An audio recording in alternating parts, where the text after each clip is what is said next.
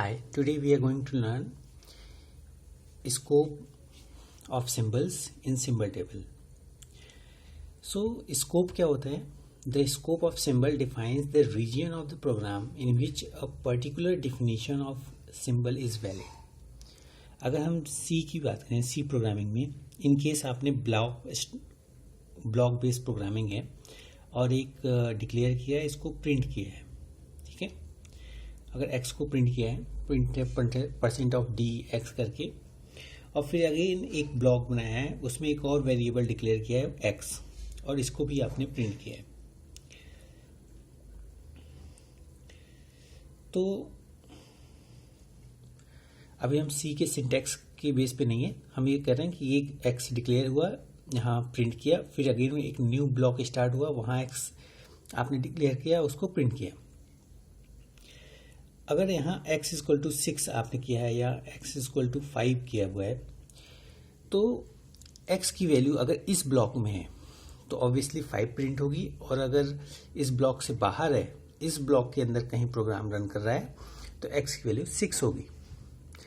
तो symbol table ये कहता है कि जिस भी आइडेंटिफायर का अगर स्कोप नहीं है, मतलब प्रोग्राम एग्जीक्यूशन में वो स्कोप में नहीं है, तो उसकी एंट्री सिंबल टेबल में नहीं होनी चाहिए, वो उसको आप डिलीट कर दो.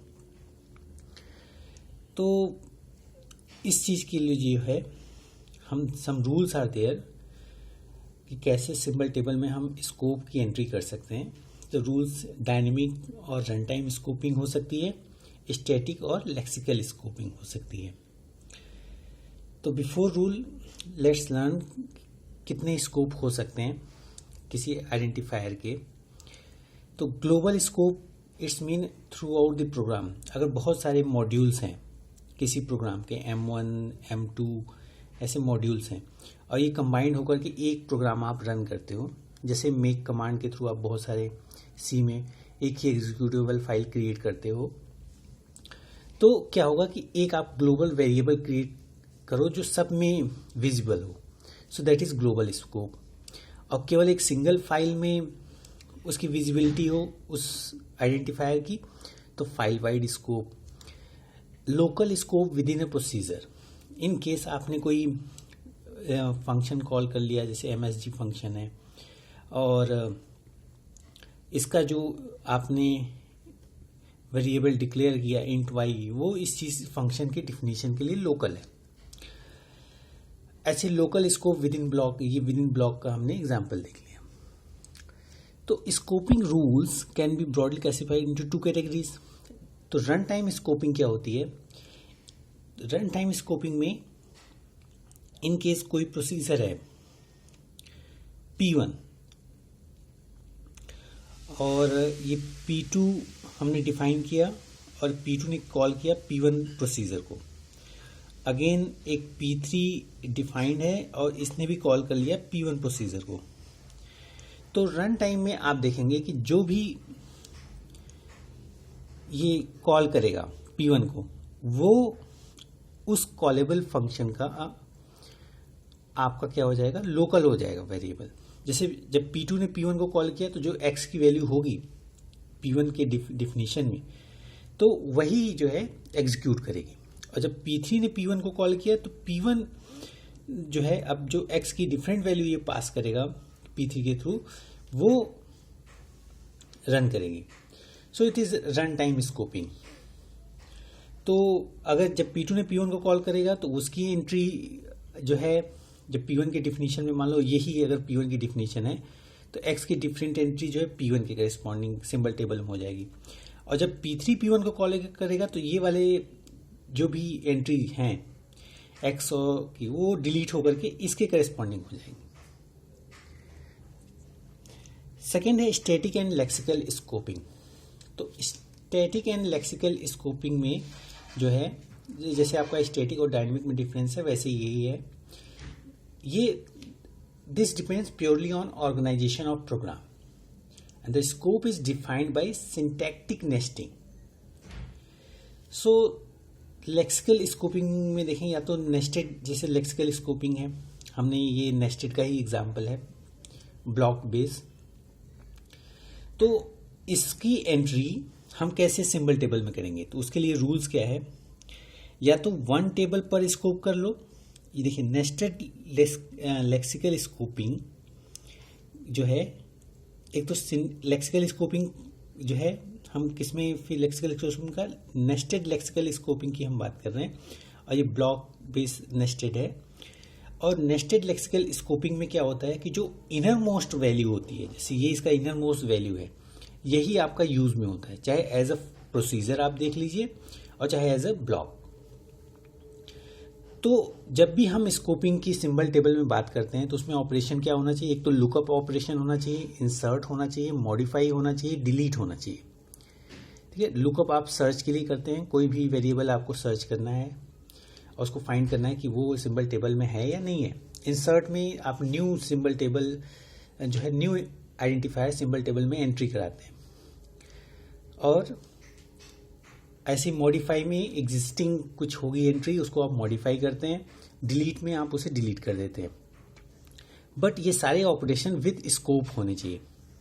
जैसे अगर हम इसको एक स्कोप की एंट्री दे दें 0, फिर इस block base entry symbol table की दे दें 1, तो स्कोप बेस एंट्री होनी चाहिए।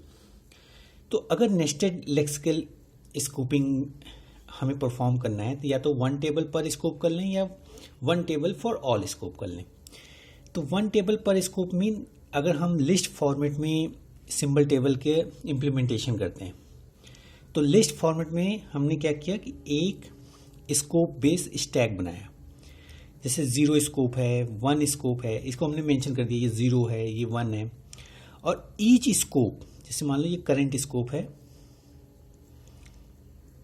करंट स्कोप, और ईच स्कोप के करस्पॉन्डिंग हमने सिंबल टेबल की एंट्री कर दी लिस्ट फॉर्मेट में। जैसे ए है, ए पॉइंट करेगा सी को, सी जो है पॉइंट करेगा एम को, कोई वैल्यूज हैं, एंट्री है, और यहाँ आपने टर्मिनेट कर दिया। ऐसे ही 0 जब करंट स्कोप आएगा, 0 स्कोप पे हम सिंबल टेबल की एंट्री कर देंगे। जैसे एच, कोई एच की एंट्री है, उसका नेम की केवल हम बात यहाँ कर रहे हैं, बाकी एट्रीब्यूट्स आप कुछ भी उसमें कर सकते हैं सिंबल टेबल में।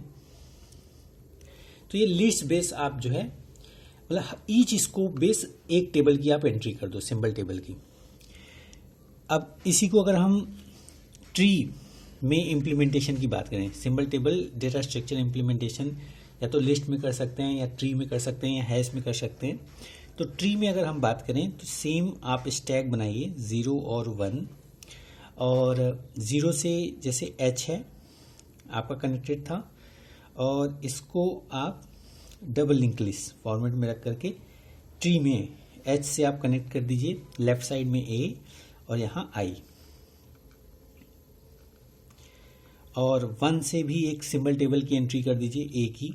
इसी का हम एग्जांपल ले रहे हैं। और a से क्योंकि सारे ग्रेटर हैं तो इसलिए हम इसको राइट में कर देते हैं, c फिर m। ये ट्री बेस जो है स्कोप की एंट्री है। One table for all scope, one table for all scope में क्या है कि डायरेक्टली अगर आपको tree base symbol table implementation करना है तो आपने h लिया और इसका स्कोप इसी के साथ मेंशन कर दिया। फॉर एग्जांपल आपका स्कोप क्या है 0, यहाँ पे 0, इसकी एंट्री आपने साथ में कर दी। और उसके बाद आपने ये देखा कि इसके लेफ्ट में क्या है ए के करेस्पॉन्डिंग आपने जो है स्कोप की एंट्री की, और वो करंट स्कोप की एंट्री आप करेंगे। ठीक है, तो एक मान लो करंट स्कोप इसका 1 है, तो आप इसकी एंट्री 1 करेंगे। तो इस हिसाब से आप ट्री फॉर्मेट में जब सिंबल टेबल स्टोर करेंगे तो उसके साथ साथ आप उसके स्कोप की भी एंट्री करेंगे। ठीक है, मान लो राइट साइड में कोई L एंट्री है और इसका स्कोप भी कुछ है 3। अगर इसी को हैश फॉर्मेट में करना है तो एक आप हैश टेबल बना लेंगे हैश फंक्शन के थ्रू, और ये डिफरेंट जो भी आइडेंटिफायर्स हैं उनके स्कोप के साथ, फॉर एग्जांपल A का स्कोप 3 है, ऐसे ही L का स्कोप 1 है किसी प्रोग्राम में, तो आप इस हिसाब से एंट्री कर सकते हैं। और तो इस तरीके से अगर आपको स्कोप्स शो करने हैं सिंबल टेबल में, तो उनका इम्प्लीमेंटेशन लेक्सिकल स्कोपिंग में और स्टैटिक स्कोपिंग में हम जैसे नेस्टेड अगर पार्ट को ही देखें, इसको मेन नेस्टेड ही है, क्योंकि अगर ये सिंगल ब्लॉक होता तो सारे एक साथ आप जो है एक सिंबल टेबल में स्कोप की ही एंट्री कर देते कि सब एक ही स्कोप में आते हैं। लेकिन नेस्टेड है तो इसलिए आपको डिफरेंट उसकी स्कोपिंग करनी पड़ेगी कि x = 5 किस ब्लॉक में है, x की वैल्यू 6 किस ब्लॉक में है। तो इसलिए हम नेस्टेड लेक्सिकल स्कोपिंग की बात कर रहे हैं। और नेस्टेड लेक्सिकल स्कोपिंग या तो 1 टेबल पर स्कोप आप इम्प्लीमेंट कर लो, और सेकेंड मेथड क्या है, 1 table for all scope. So this is scope symbol table. Thank you.